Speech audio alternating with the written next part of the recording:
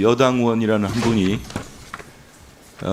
정치검찰에 증거도 없는 일방적 주장만 가지고 제1야당 대표를 기소한 걸 놓고 그 기소한 내용을 제대로 보도 안 했다고 물어보니, 그리고 입에 담지 못할 용어까지 써서 물어보니까 제가 거기에 대한 질의를 좀 몇 개 하고 가겠습니다. 박 후보자, 네. 서울중앙지검장이라는 검찰 고위 간부가 관할 지역을 벗어났어요. 청계산 밑에 음식점에 가서 업무 추진비로 수백만 원의 소고기를 폭탄주를 곁들여서 먹었습니다. 이거 보도해야 됩니까? 안 해야 됩니까? 국민의 세금인 특활비입니다. 보도해야 됩니까? 안 해야 됩니까? 답변하기 힘드십니까? 아니 그 사안은 취재부서 즉 제작진이 이런 판단할 걸 사항입니다. 잡범이라고 하는 겁니다.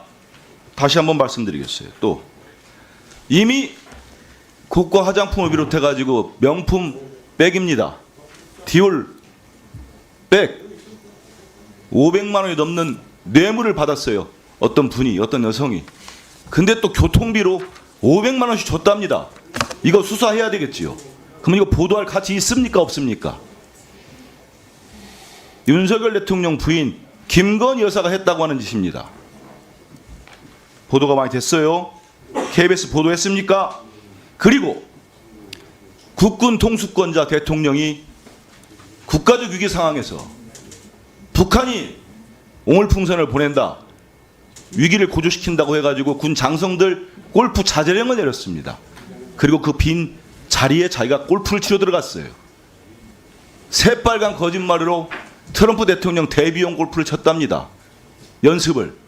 이거 보도할 가치가 있습니까? 없습니까? 없어요? 내 입으로 차마 옮기기 어렵지만 지금은 자리에 없는 그 모 의원이 잡범이라는 표현을 썼으니까 똑같이 돌려준다면 이런 일을 하고 다니는 사람들이 잡범이라고 하는 겁니다. 자, 이른바 파우치 대담에서 후보자가 했던 질문했던 문제의 발언들입니다. PPT 한번 보십시오. 후보자는 2월 앵커로서 이런 질문들을 하지 않았어요. 국민의 질문을 제대로 하지 않았습니다. 국민이 듣고자 했던 사과를 들으려 하지 않았고 대통령이 하고 싶었던 해명을 경청했습니다. 대통령이 불편한 질문들을 피해갔습니다. 그러다 급기야 야당은 줄기차게 사과를 요구한다.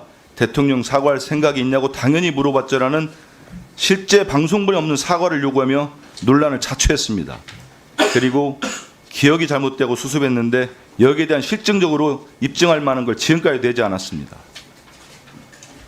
지금이라도 입증할 수 있는 거 내겠습니까? 답변해 보세요. 방송본 이외의 자료는 공개하기가 어렵습니다. 이렇게까지 끝까지 하는 이유를 제가 잘 모르겠어요. 도대체 무엇을 숨기려고 그러는 건지 잘 모르겠습니다. 박장만 후보자가 인사청문 첫날 저와의 질의응답에서 본인의 경영계약서는 대부분 직접 썼고 내부에서 도움 준 사람은 없다, 이런 말을 했습니다. 맞습니까? 네, 맞습니다. 9월 중순부터 이번 사장 공모 준비했다고 하셨죠? 네, 대략 그렇게 됩니다.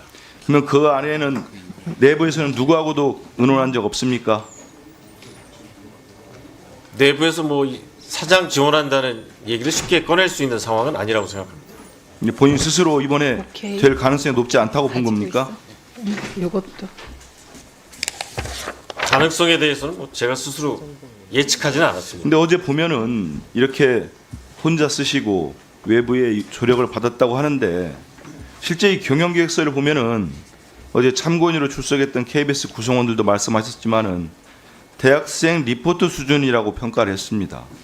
재정 지표에 대한 분석, 목표치 제시도 부재한 수준, 아주 떨어진 수준이란 겁니다. 이게 뭐 외부인이라는 저항을 받았던 박민현 사장도 당시 경영계획서에 제출했던 요소들입니다. 후보자께서는 30년 KBS 근무한 이력을 계속 강조하시는데 30년 일하면서 사장의 꿈을 꾼 분이 이렇게 급조했다고 볼 만한 경영계획서를 어떻게 낼 수 있는 건지 전 잘 모르겠습니다. 그렇게 하고 또 면접에서 당당히 또 최종 후보로 선정이 됐어요. 어떻게 보십니까? 이 경영계획서가 면접 당시나 이사진으로부터 높은 평가를 받았다고 보십니까 스스로? 저는 평가받는 입장이었기 때문에 평가하시는 분들이 어떤 생각을 가지셨는지는 잘 모르겠습니다. 지금 한 3일간의 정물을 거치면서 4,000명이 넘고 약 5,000명에 달하는 직원들을 과연 박장범 후보자가 통솔할 수 있을까? 같이 화합해서 갈 수 있을까? 상당히 의문이 듭니다. 박민 사장이 망쳐놓은 KBS가 박장범 사장이 이대로 사장이 된다면 도저히 회복되지 못할 구렁텅이에 빠져버리는 거 아닌가 하는 국회 과학기술정보방송통신위원으로서 걱정과 우려가 큽니다. 계속 제가 물어봤지만 지금까지 쭉 거치면서 질의응답 과정, 청문회 과정들을 보면은 전혀 준비가 안 됐다고 보여요. 준비 안 된 상태에서 KBS를 만든다는 게 과연 맞느냐 이런 생각이 들고요. 네, 얼마 안 남았으니 한 말씀 드리면 제가 첫 질의할 때 박장범 후보자와 같이 기자 생활을 해서 언론사는 다르지만 입사 동기라고 했습니다. 그리고 제가 처음으로 준비가 안 됐으니 사퇴하는 게 어떠냐고 요구했습니다. 아마 속으로 우리 박 후보자가 좀 섭섭할 수도 있었을 거예요. 근데 왜 했냐면은 들어보십시오. 네. 저는 저에 대해서 아시겠지만 공과 사를 제가 구분하기 때문에 그렇습니다.